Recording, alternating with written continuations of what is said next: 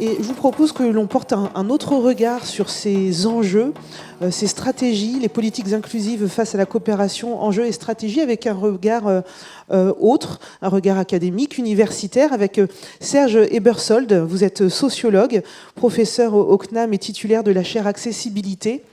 On a envie de croiser tout ce que l'on a déjà entendu avec votre regard. Merci à vous, je vous donne la télécommande.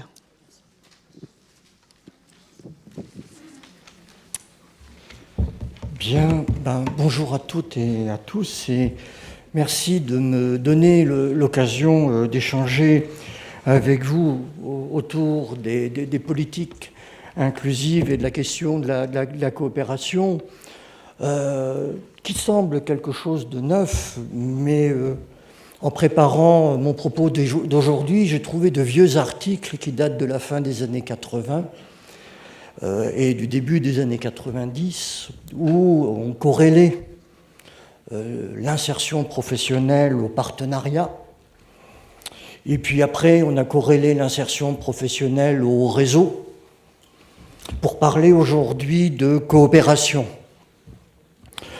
Ceci pour dire que cette question qui nous préoccupe aujourd'hui est loin d'être récente, et qu'elle est inhérente, me semble-t-il, à un certain nombre de mutations, dont atteste notamment le terme d'inclusion, mutation quant à la manière de considérer ce qui fait problème chez les personnes, mutation dans la manière d'entrevoir ce qui fait la légitimité de l'intervention sociale, mutation dans ce qui fait la légitimité des professionnels. Alors, j'aimerais organiser mon propos autour de trois temps, non pas parce que l'académisme le veut, mais parce que, dans un premier temps, il me paraît important de caler cette notion d'inclusion que l'on utilise de manière assez variable, pour, dans un second temps, décliner avec vous certains enjeux, et en troisième lieu, voir ce que ça signifie en termes d'identité professionnelle. L'ambition inclusive, si vous voulez, a ceci de particulier qu'elle reconfigure radicalement l'action publique et la légitimité du secteur social et médico-social. Puisqu'il ne s'agit plus de normaliser les personnes, réadapter, mais de permettre la concrétisation de leurs droits.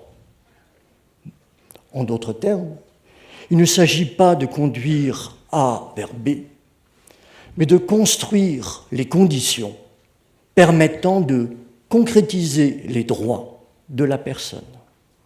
Et ça, c'est un glissement radical, puisque cela revient à admettre que toute personne, y compris lorsqu'elle présente une déficience, est un sujet de droit responsable et raisonnable. Et que finalement, ce qui se joue derrière l'ambition inclusive, c'est permettre aux personnes de pouvoir agir et se comporter comme des sujets de droit que l'on attend qu'elles soient. Ce qui veut dire que la question de la motivation ne se pose pas. La question qui se pose, c'est comment permettons aux personnes d'agir et d'être comme nous attendons qu'elles le fassent. Et si vous voulez, c'est à ce titre-là que l'insertion professionnelle ou l'accès à l'emploi s'organise, me semble-t-il, autour de 4 dimensions fondamentales. Bien sûr, l'accès à l'emploi, qui renvoie au prendre part. Mais ce prendre part ne suffit pas. Nous savons tous que les personnes reconnues travailleurs handicapés sont surexposées aux discriminations sur les lieux professionnels.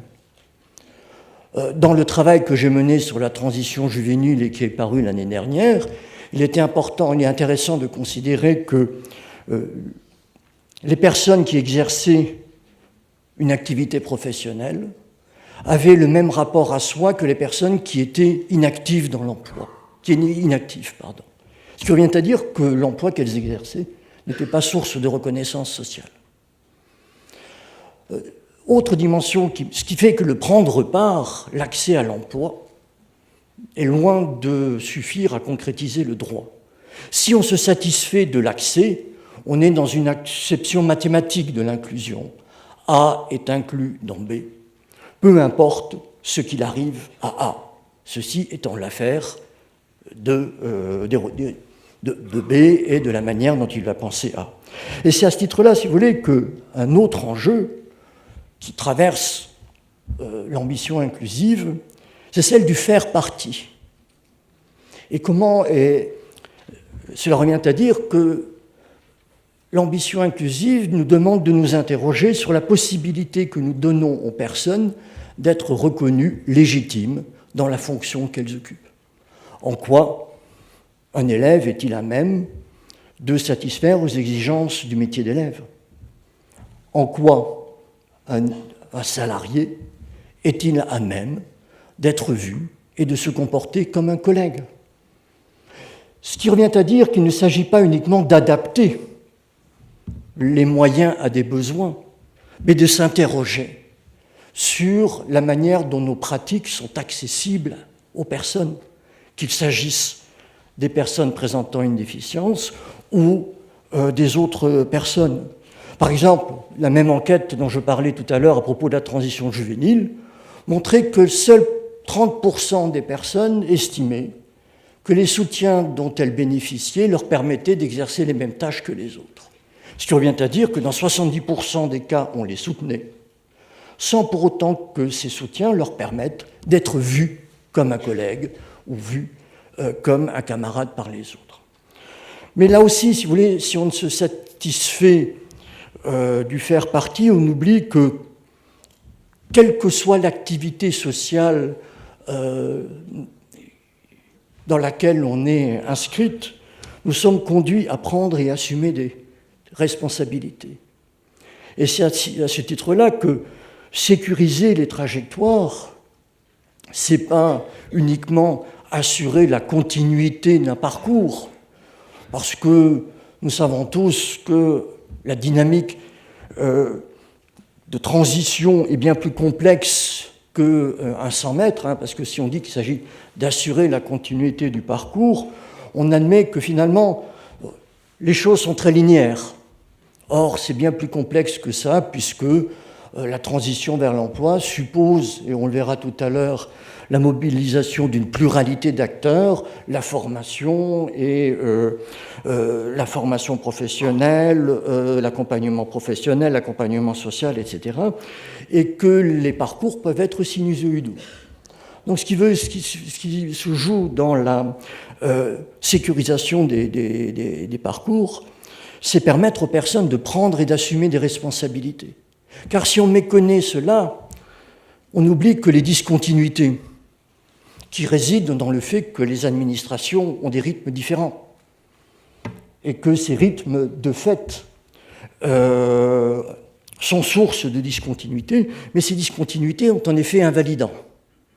Un effet invalidant qui contribue à ce que, finalement, les personnes se trouvent marginalisées de manière croissante. Donc, ce qui se joue derrière la sécurisation des parcours, me semble-t-il, c'est la possibilité donnée aux personnes de prendre et d'assumer des responsabilités. Et ce qui revient à dire que la question de l'insertion professionnelle, c'est pas uniquement exercer une activité professionnelle, mais c'est aussi s'interroger sur les possibilités données aux personnes de prendre et d'assumer des responsabilités. J'ai mené des entretiens récemment autour de cette question-là, et puis un des interviewés me relatait le cas d'une personne qui, un beau jour, avait décidé de faire autre chose que ce qui était prévu dans son travail. Et lorsqu'on lui a demandé pourquoi elle faisait ça, la personne lui aurait répondu « Je suis autodéterminée, donc aujourd'hui je fais autre chose ». Donc ce qui revient à dire que l'enjeu, ce n'est pas l'autodétermination, c'est en quoi la question de l'autodétermination permet de prendre et d'assumer des responsabilités. Et concrétiser les droits c'est pas uniquement se focaliser sur la responsabilité, sinon on fait de la responsabilité une injonction normative, mais c'est aussi réfléchir à la manière dont on peut permettre à la personne d'accéder à des identités multiples, c'est-à-dire se penser simultanément handicapé, collègue de travail, conjoint, père, etc., etc. Nous accédons à des identités plurielles.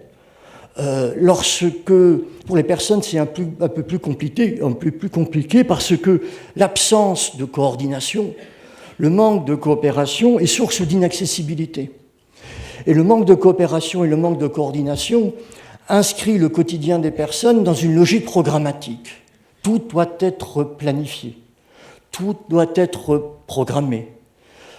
Puisque tout doit être planifié, tout doit être programmé, on enferme les personnes dans des identités situationnelles, sans leur donner la possibilité de partager avec les autres les mêmes moments.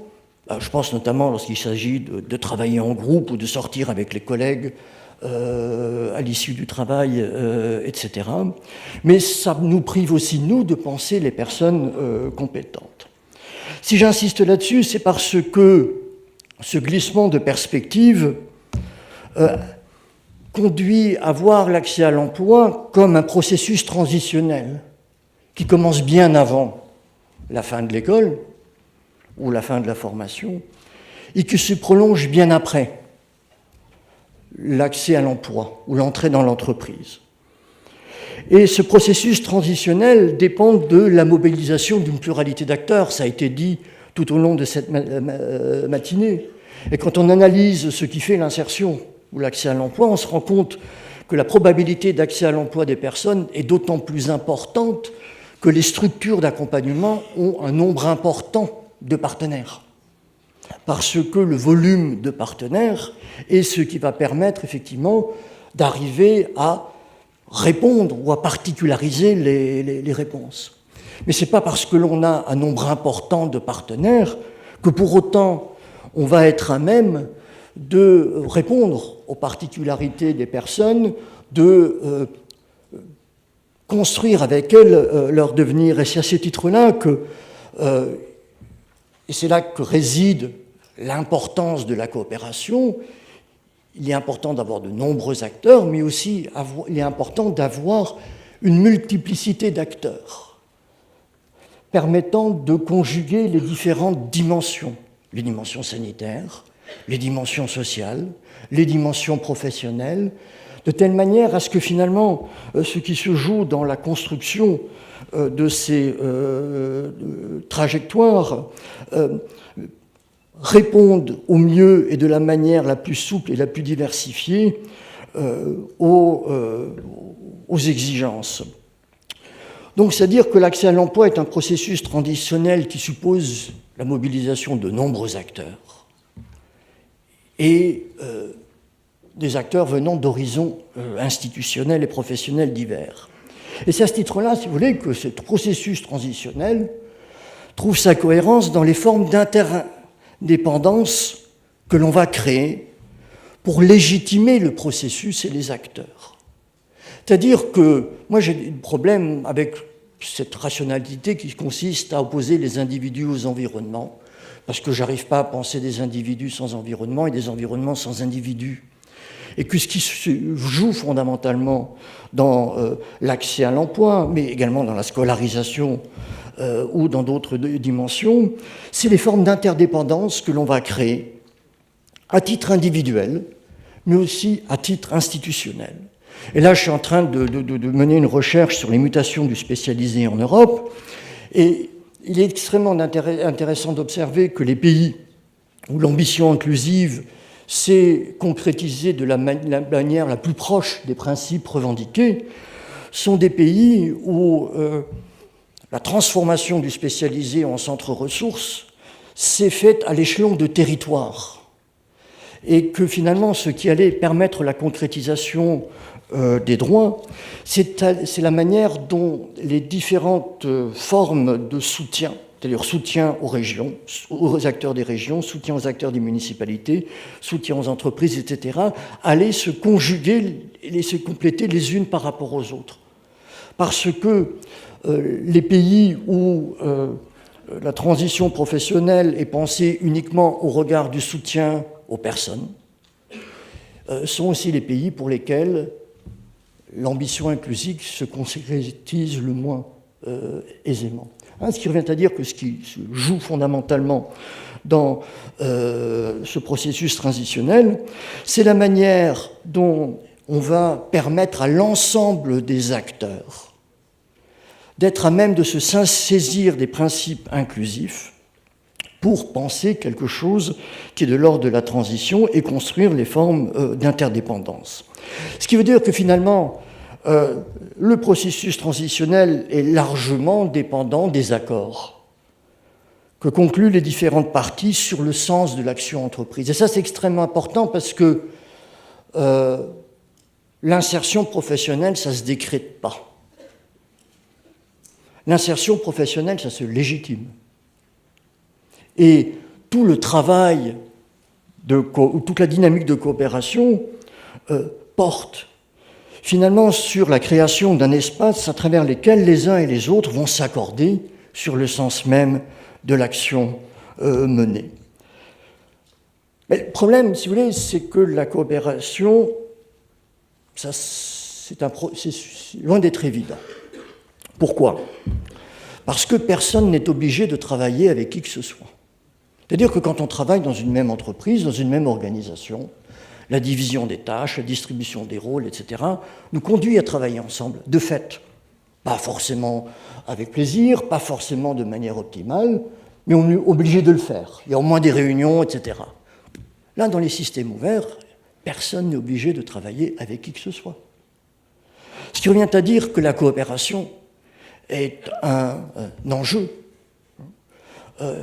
d'autant plus important que la réorganisation de l'intervention sociale autour d'une logique de projet n'arrime pas le travail réalisé autour de la division des tâches et la distribution des rôles et des contextes organisationnels. D'autre part, la logique de projet ne s'organise pas autour d'une logique statutaire. On n'est pas légitime a priori. La logique de projet assujettit les formes de coopération à la manière dont les uns et les autres se reconnaissent dans l'action commune menée et se reconnaissent comme étant légitimes dans l'intervention. Et c'est à ce titre-là, et je pense que c'est une des caractéristiques de l'ambition inclusive. Alors on parle d'inclusion, mais à l'heure actuelle, mais l'ambition inclusive, elle date, de mon point de vue, du début des années 80, de par ses principes. Ce qui se joue fondamentalement dans la coopération, c'est cette exigence faite aux acteurs de donner par eux-mêmes le sens de l'action entreprise. On demande d'insérer, on demande de construire un processus d'accès à l'emploi, de scolarisation, etc. Mais le législateur reconnaît des droits. Et cette prétention aux droits qu'ont les personnes doit être mise en œuvre par les acteurs. Et cette mise en œuvre repose sur la manière dont ils vont donner sens au processus. Qu'est-ce qui fait la légitimité d'une personne ? Qu'est-ce qui fait la légitimité de l'accompagnateur ? Qu'est-ce qui fait la légitimité des parents, etc. Parce qu'au Danemark, alors je ne sais pas si c'est toujours le cas, mais au Danemark, pendant toute une période, toute personne reconnue handicapée avait un accompagnateur. Et on s'est rendu compte que l'accompagnateur était un obstacle majeur à l'insertion professionnelle, parce que personne ne savait comment l'inscrire dans les contingences organisationnelles. Personne ne savait ce qu'il venait faire dans le schmilblick. Donc, ce qui revient à dire que l'accompagnateur, il n'est absolument pas légitime dans l'absolu. Donc, et ça veut dire qu'il faut on nous demande de donner par nous-mêmes sens à l'action entreprise, et on nous demande de donner à notre travail commun ou l'inscrire dans un caractère organisationnel. Alors, et ça c'est bigrement compliqué, si vous voulez, parce que les différents professionnels appartiennent à des institutions qui ont des rythmes différents et qui sont parfois concurrentielles les unes avec les autres. De même, la valeur de la parole est inégalement distribuée. Nous savons très bien que lorsque certains acteurs prennent la parole, leur parole règle les choses, alors que lorsque d'autres acteurs prennent la parole, leur point de vue est bien moins écouté. D'autre part, les identités professionnelles des différents acteurs se sont constituées historiquement les uns en opposition vis-à-vis des autres. Le métier d'éducateur spécialisé s'est construit en opposition à celui d'instituteur, par exemple. De telle manière que demander à des professionnels de collaborer ensemble alors qu'ils ont des identités professionnelles et suivi des parcours de socialisation différents fait que la coopération est loin d'être évidente. Et si vous voulez, on ne peut pas dire qu'on travaille avec les autres parce qu'on est obligé de le faire. C'est ce qu'on m'avait une fois répondu quand j'ai mené une enquête où je demandais aux gens pourquoi ils travaillaient les uns avec les autres. Un de mes interviewés disait « Monsieur, votre question est stupide. On travaille avec les autres parce qu'on est obligé de le faire. » Alors, c'est vrai, mais c'est absolument pas ce autour de quoi on va pouvoir penser le sens de l'action collective. Et cette coopération est d'autant plus difficile, si vous voulez, qu'à l'heure actuelle, prévaut une approche égocentrée qui met la personne au centre et qui continue à faire de la déficience de la personne l'enjeu de l'intervention sociale et qui rend toute coopération, je reviendrai dessus ultérieurement, quasi difficile. Donc, si on vient à dire que l'intervention sociale, si vous voulez, à l'heure actuelle, et c'est pour ça que nous parlons de coopération depuis aussi longtemps, trouve sa légitimité dans sa capacité à agir sur le système par-delà la personne. Ce qui se joue dans la coopération, c'est permettre aux uns et aux autres, la personne, les parents, les collègues de travail, etc., de se retrouver dans la présence d'une personne qui, a priori, n'est pas légitime. Cela suppose de permettre aux entreprises de concrétiser leurs responsabilités sociales, celles qu'ils assument. Donc, ce qui fait que l'intervention sociale trouve sa légitimité dans la manière dont on va ancrer la personnalisation des pratiques dans ce que j'appelle un système équitable de coopération. Système équitable de coopération, c'est-à-dire que, fondamentalement, ce qui va se jouer dans le travail d'accompagnement, c'est construire, c'est faire environnement. C'est faire environnement, c'est-à-dire qu'il s'agit de soutenir les acteurs dans leur potentialité plutôt que dans la compensation d'un manque ou d'une inaptitude. C'est-à-dire que ce qui va faire la légitimité de l'accompagnateur, ce n'est pas la manière dont il va permettre de compenser les difficultés de la personne. C'est la manière dont il va soutenir la personne de telle manière à ce qu'elle va apparaître légitime, mais c'est également la manière dont l'accompagnateur va soutenir les collègues de travail pour surmonter leurs craintes, leurs résistances, mais aussi pour, imaginer les petits pas de côté qu'ils ont fait au quotidien pour rendre les choses possibles. Donc ce qui revient à dire que ce qui se joue derrière le travail, la coopération, c'est pas uniquement se réunir, mais c'est mettre en sens les choses de telle manière à ce que les uns et les autres aient les pôles de certitude auxquels se raccrocher pour que la chose fasse sens, soit légitime, et que les uns et les autres puissent endosser de nouveaux rôles ou endosser de nouvelles identités et intérioriser de nouveaux rôles. Je veux dire, être collègue dans un contexte où il y a des personnes vulnérables, ce n'est pas la même chose que d'être un collègue, où effectivement la question de la vulnérabilité ne se pose absolument pas.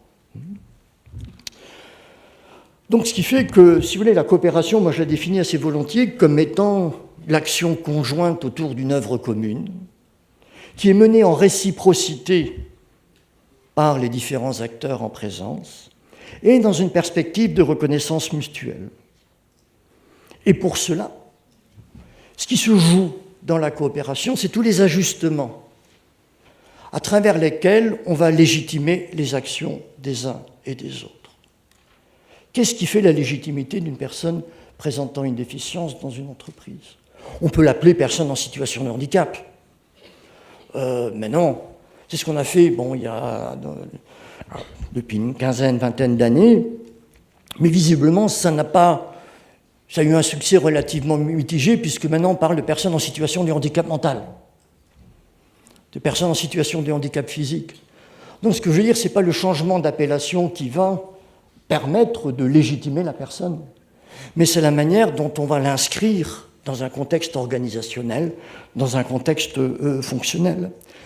Mais je parle de la personne, mais aussi, c'est également vrai, des collègues de travail. Et donc ces ajustements, si vous voulez, c'est autant d'ajustements à partir desquels les uns et les autres vont être à même de cerner leur nouveau rôle. Et il résulte des formes d'entendement qu'on crée pour inscrire l'action individuelle des uns et des autres dans un collectif.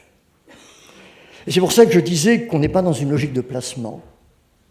Parce qu'il ne s'agit pas de mettre en adéquation une offre par rapport à une demande. Il ne s'agit pas de conduire A vers B, parce que B n'existe pas. B est à construire. Et c'est les synergies que l'on va mettre en place qui vont permettre de construire les conditions nécessaires à la réceptivité des environnements professionnels, des environnements scolaires, à la particularité. Et si vous voulez, l'enjeu, c'est créer B. Et c'est à ce titre-là que le projet, parce qu'il n'y a pas de projet individuel, tout projet est collectif, le projet me semble devoir ou pouvoir mériter d'être vu comme un rite de passage. Un rite de passage à travers lequel se jouent les nouvelles identités des personnes, enfin de l'ensemble des acteurs. Et donc le projet, on ne peut pas le résumer à un objectif explicité, couplé à des moyens dont on évaluerait les écarts. Ce qui se joue dans le projet, c'est bien plus que... et c'est ce qui fait cette ambiguïté, me semble-t-il. C'est que ce qui se joue dans le projet, c'est la ritualisation de l'action menée. C'est-à-dire la mise en sens, c'est-à-dire à travers quoi on va construire de nouvelles identités, on va permettre aux uns et aux autres de se penser différemment. Et si vous voulez, fondamentalement, la transition professionnelle repose sur ça. C'est-à-dire l'ensemble des acteurs centrés sur le devenir professionnel et social de la personne, mais interagissant les uns avec les autres. Et je pense que ces liens entre les uns et les autres sont bigrement importants parce que la coopération fonctionne comme un filet de sécurité pour les personnes. On s'est rendu compte que là où la coopération était lacunaire, les risques de discontinuité étaient beaucoup plus importants. Et on s'est aussi rendu compte que la coopération permettait aussi à la personne d'être mieux à même de faire face aux vicissitudes de la vie. Et je pense que la réforme de la formation professionnelle, et son titre n'est pas anodin, puisqu'il s'agit bien de la liberté de choisir son avenir professionnel. Et c'est à ce titre-là que la coopération, et ce autour de quoi va pouvoir, me semble-t-il, se jouer fondamentalement les possibilités de choix. Donc le faire environnement repose sur la mise en sens de l'action collective pour légitimer professionnellement la personne aux yeux d'elle-même, mais aussi des autres acteurs. C'est-à-dire qu'un des enjeux, me semble-t-il, dans le faire environnement, c'est-à-dire dans les échanges qu'ont les différents acteurs lorsqu'ils élaborent les projets, etc., c'est d'arriver à identifier l'autrement capable de la personne. L'autrement capable de la personne au regard d'un certain nombre de tâches, mais aussi un certain nombre de responsabilités. C'est-à-dire que la question n'est pas de savoir si la personne a des besoins ou pas des besoins, parce qu'il n'y a pas que la personne qui a des besoins. Les collègues de travail ont également des besoins, les professionnels de l'accompagnement ont également des besoins, les professionnels de santé, etc. La question qui se pose fondamentalement, c'est comment les uns et les autres peuvent prendre et assumer des responsabilités au regard d'un objectif commun. Et c'est là que ce qui se joue finalement dans l'évaluation des besoins, ce n'est pas l'évaluation des besoins. C'est déshabiller la personne du statut dont elle a besoin pour être éligible à des soutiens, pour lui conférer les vêtements du collègue de travail. Et c'est là que la manière dont on va recueillir les informations va être extrêmement importante, parce que c'est à travers les informations reconnues que l'on va permettre de légitimer organisationnellement et fonctionnellement le processus. C'est aussi à travers la mise en sens de l'action collective qu'on va inscrire la démarche dans le temps. C'est-à-dire qu'à travers la coopération, c'est aussi réinscrire dans le temps le travail d'accompagnement. La logique de projet, si vous voulez, nous conduit à un court-termisme. Or, penser l'insertion professionnelle comme un processus transitionnel, qui repose sur les formes d'interdépendance créées notamment par les structures d'accompagnement, c'est ce qui permet d'inscrire la démarche dans le temps. C'est important parce que ça va permettre d'imaginer quels vont être les acteurs à impliquer en aval. Nous savons tous que l'accès à l'emploi génère d'autres attentes, d'autres envies, comme le logement. Donc, ce qui revient bien à dire qu'à un moment donné, il va bien falloir anticiper la mobilisation d'un certain nombre d'acteurs pour que, le temps venu, les personnes qui le souhaitent puissent trouver sens au travail qu'elles exercent à travers l'accès à un logement ou un travail ou d'autres activités. Nous connaissons tous l'étymologie du mot travail, c'est torture, tripalium. Donc c'est-à-dire que travailler est important, mais ça ne suffit pas, il faut bien qu'on s'y retrouve. Et ça suppose, si vous voulez, se temporaliser, c'est réfléchir en amont et construire les liens, les partenariats qui vont nous permettre de recourir ou de développer les formes de coopération qui seront nécessaires à un temps T+1. Par exemple, en termes de transition vers l'emploi à l'issue, transition de l'école vers l'emploi, c'est extrêmement important parce que ça va permettre pour les établissements scolaires de penser les synergies en amont. C'est-à-dire qu'on va d'autant plus être à même de construire quelque chose qui est de l'ordre de l'accès à l'emploi que l'on va le préparer à T-1, voire T-2, selon les pays. Mais cela suppose finalement de penser les passerelles, comme cela a été dit. Alors, la mise en sens du processus passe aussi par une mise en scène de l'action des acteurs. C'est-à-dire, l'insertion professionnelle, c'est comme une pièce de théâtre. On peut la voir comme Pirandello, 6 personnages en quête d'auteur.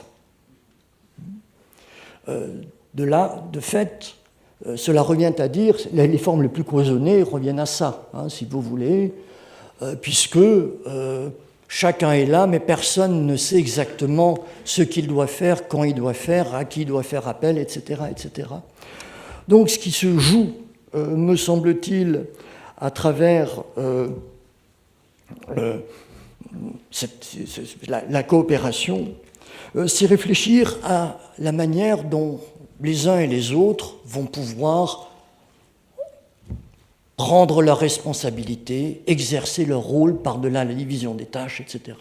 Passer d'une identité de métier fondée sur le fait qu'on a un statut, etc., etc., et au profit d'une identité de fonction. C'est bigrement important, si vous voulez, parce que quand on travaille dans une logique de projet, on est dans une logique transversale. une logique transversale qui peut être ou qui peut contredire la logique verticale des organisations qui nous emploient.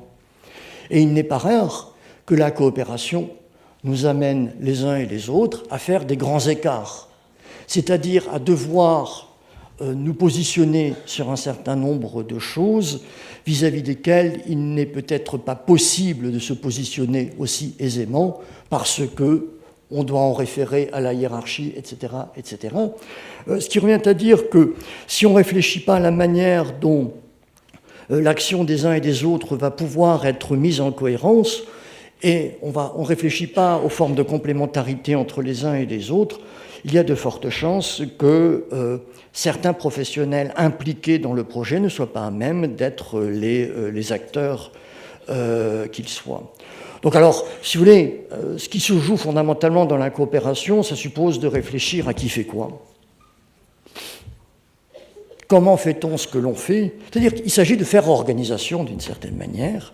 Et Philippe Bernoult, le sociologue, qualifie l'organisation autour de ces 5 dimensions, division des tâches, qui fait quoi, distribution des rôles, comment on fait ce que l'on fait, comment et pourquoi se rencontre-t-on, ça c'est souvent quand je travaille sur les questions de coopération, c'est quelque chose qui est un peu flou. Quelles sont les formes de reconnaissance attendues et données? Ça c'est extrêmement important. Que retirent les gens de la coopération? Je pense que si on ne se pose pas cette question, la coopération, de fait, va être une injonction paradoxale. C'est-à-dire qu'on coopérer, ça demande du temps, ça demande de l'énergie, ça peut être source d'ennuis professionnels. Donc il faut bien y retrouver quelque chose. Et quand on analyse ceux qui coopèrent, on se rend compte que très souvent, ils occupent des positions assez... ils sont un peu à l'extérieur des organisations. Ce sont des personnes dont la position au sein des organisations rend la coopération plus aisée que les personnes qui sont au centre de l'organisation. Mais fondamentalement, je pense qu'un des enjeux, c'est de s'interroger sur les formes de reconnaissance attendues et les formes de reconnaissance données. C'est ce que j'entendais par les éléments d'information qu'il nous fallait. C'est pas uniquement avoir à l'esprit, qu'est-ce qu'on attend de la coopération, mais en quoi la coopération me permet d'avoir quelque chose, en quoi le fait que j'ai travaillé avec vous vous apporte quelque chose.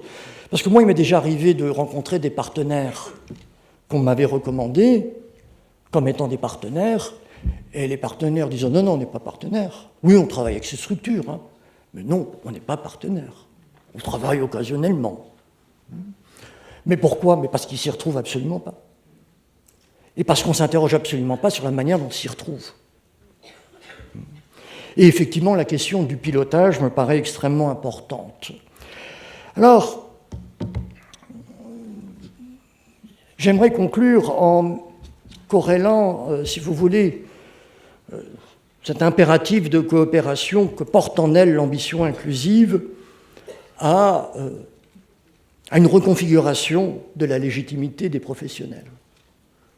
C'est-à-dire que les professionnels, la légitimité des professionnels ne réside plus du tout dans le travail mené auprès de la personne. La légitimité des professionnels, elle réside dans leur aptitude à porter des projets d'insertion, de scolarisation, au sein de l'organisation qui les emploie. Mais la légitimité des professionnels réside aussi dans leur aptitude à être une personne ressource au sein d'un territoire, leur aptitude à permettre les synergies. Donc, ce qui revient à dire que la légitimité des professionnels se joue à l'échelon de l'organisation qui les emploie, c'est-à-dire leur aptitude à mettre en œuvre les projets qu'on leur confie, mais aussi à être territorialement légitimes, parce qu'ils sont des personnes ressources. Ils apportent quelque chose aux autres. Donc, porteurs de projets, personne ressource à même de générer des synergies, mais la personne n'est bien évidemment pas absente. C'est à ce titre-là que la légitimité du professionnel réside aussi dans son aptitude à être un facilitateur. Facilitateur qui n'ambitionne pas de compenser les difficultés de la personne, mais au contraire de soutenir les potentialités de la personne, ce qui est une chose tout à fait différente. Et donc, si vous voulez, c'est à ce titre-là que la coopération, l'impératif de coopération ne reflète pas uniquement une réinvention des institutions, comme je l'ai écrit à plusieurs reprises, mais consacre aussi de nouvelles formes de légitimité professionnelle, qui demandent aux professionnels de s'interroger, mais nombre d'entre eux le font, sur la part de temps consacrée à la personne par rapport aux autres activités. Quand je travaille avec des associations, les professionnels me disent que leur rôle, c'est d'accompagner la personne. Première chose qu'on fait, c'est qu'on estime le temps consacré en l'espace d'une semaine avec la personne par rapport au temps consacré avec l'environnement familial, avec l'environnement professionnel, etc., etc. Et on se rend compte que ces dimensions-là sont aussi importantes que le temps de travail passé avec la personne, parce que c'est ces moments-là, ou au cours de ces moments-là, que l'on participe de la légitimation de la personne et de la prétention au droit.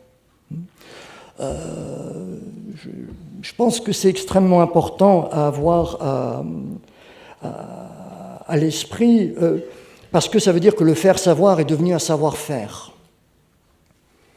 Et que l'enjeu, c'est pas uniquement de fonder et l'enjeu n'est plus de fonder sa légitimité sur la difficulté de la personne, mais sur la manière dont on va être une ressource pour l'ensemble des acteurs.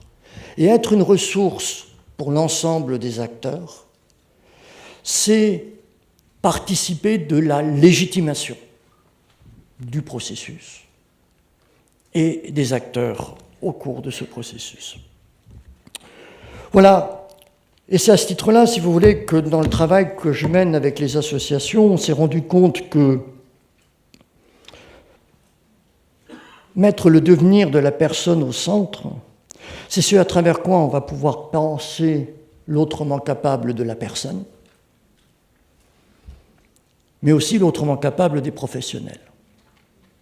Et par là même, penser les formes d'innovation ordinaires développées pour faire les petits pas de côté que l'on fait au quotidien pour surmonter les difficultés et concrétiser les droits. Parce que ce qui est particulier, si vous voulez, c'est qu'énormément de choses se sont faites. Moi, au début des années 90, j'ai travaillé avec un CAT à la redéfinition des modes d'organisation du travail pour penser la transition vers l'emploi. Et on n'a pas capitalisé là-dessus. On n'a pas capitalisé là-dessus parce qu'à l'heure actuelle, on s'interroge relativement peu à l'autrement capable des professionnels. Parce que personnaliser, si vous voulez, ça signifie innover. Et la coopération, c'est ce autour de quoi on permet de construire collectivement le sens de la pratique. C'est là que l'on restaure le collectif, ou qu'on construit le collectif dans un contexte où les pouvoirs publics ne veulent plus être générateurs de sens, comme ce fut le cas par le passé. Donc on construit le sens de sa pratique. Mais la coopération, c'est aussi ce à travers quoi on arrive à penser collectivement les formes d'innovation. Voilà, je vais arrêter là-dessus pour répondre à vos questions, là, quelques références bibliographiques. Puis je vous remercie de votre attention.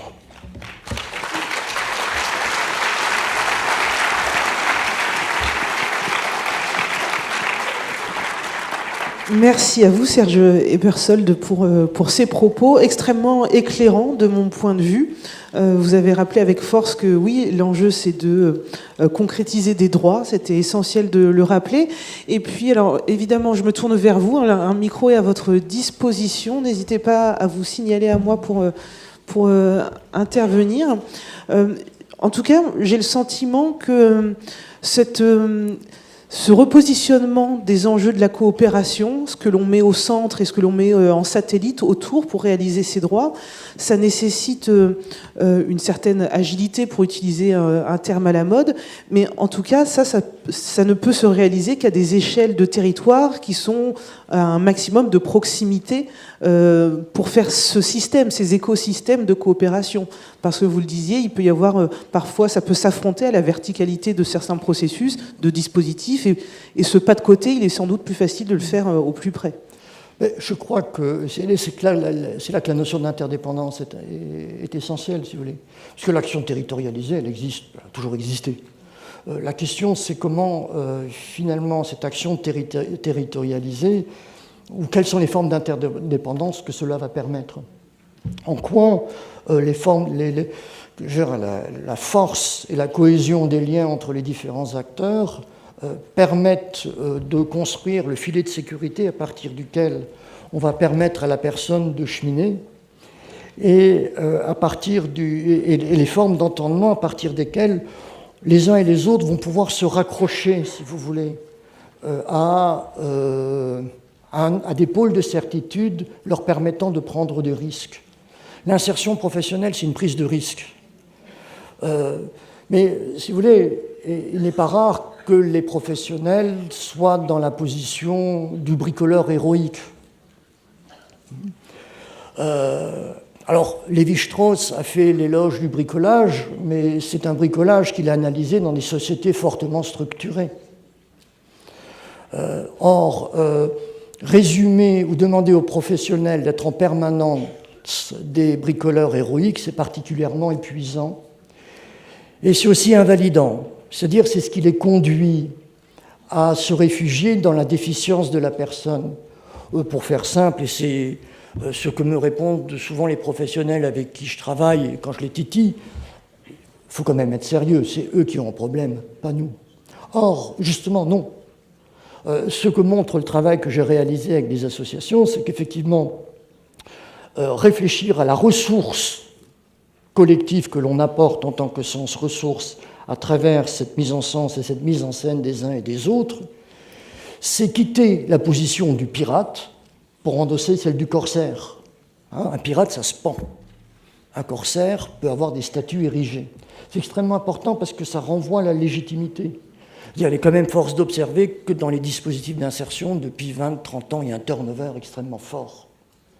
Un turnover extrêmement fort qui montre bien que finalement les professionnels s'engagent, mais ne trouvent peut-être pas suffisamment les formes de reconnaissance qu'il peut être souhaitable de trouver pour leur permettre d'être sensibles à l'innovation quotidienne ou de prendre le risque nécessaire ou qui entoure l'innovation ordinaire. Alors je pense que dans la salle, il y a de nombreuses et de nombreux bricoleurs héroïques et que justement aujourd'hui, c'est un temps important puisqu'on sent qu'il y a une dynamique de mise en système pour faire environnement et que chacun soit ressource dans ce processus transitionnel, comme vous disiez tout à l'heure. Vous n'avez pas de questions. Vous avez été donc convaincu par ce repositionnement proposé par Serge Ebersold. Si j'arrivais à convaincre du monde, ce serait un peu triste quand même. Arriver à faire réfléchir, c'est déjà pas mal. Très bien. En tout cas, oui, il y a une main qui... Voilà. Présentez-vous, monsieur, et puis une question, une remarque formulée rapidement, s'il vous plaît. Bonjour.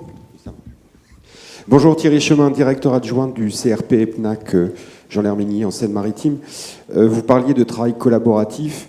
Je suppose que vous connaissez les travaux actuels sur et les projets de plateforme de services dans le médico-social, notamment ceux de messieurs Loubard, Hardy et madame Bloch. Voilà. J'aurais aimé savoir quel lien vous faites avec vos propres travaux. Merci à vous. Moi, je ne parle pas de collaboration, je parle de coopération. Ce n'est pas la même chose du tout. C'est-à-dire qu'on n'est pas collaborateurs, on œuvre ensemble. Et on œuvre ensemble autour de la légitimation du processus, non pas autour de conduire A vers B. Parce que B n'existe pas. Et je crois que fondamentalement, ce qui se joue dans la question de la coopération, c'est l'œuvre commune. Coopérer. Alors qu'on peut collaborer, ok, mais quand on collabore, on le fait pour des raisons X, Y, Z, sans forcément se préoccuper de cette nécessité qu'il y a à, comment dirais-je, penser collectivement la singularité des pratiques. L'enjeu, il est là.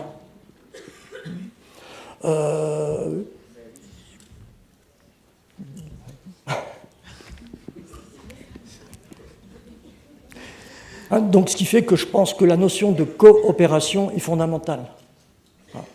Parce que c'est autour de la notion de coopération que l'on va pouvoir penser quelque chose qui est de l'ordre de l'opération et de la décliner en termes de compétences. Je viens de faire un travail sur les aides techniques où on est parti sur cette notion de coopération pour penser les différentes compétences autour desquelles se joue quelque chose qui est de l'ordre d'une dynamique collective. Et derrière la dynamique collective se joue le sens collectif de l'action. Merci à vous, Serge Ebersol, pour vos propos. Et puis on va laisser infuser, je pense aussi, tout ce que vous nous avez dit. Et je sais déjà que ça va aussi alimenter les réflexions, les échanges qui auront lieu cet après-midi. Merci encore à vous. Petite précision, il n'y a pas de spécialisé sans ordinaire. Il n'y a pas de spécialisé sans ordinaire. Et si on a du spécialisé, c'est parce qu'on n'est pas à même de permettre à l'ordinaire de faire ce qu'il est censé faire. Et je crois que ça, c'est quelque chose qui me paraît important à souligner. Merci à vous. Merci beaucoup.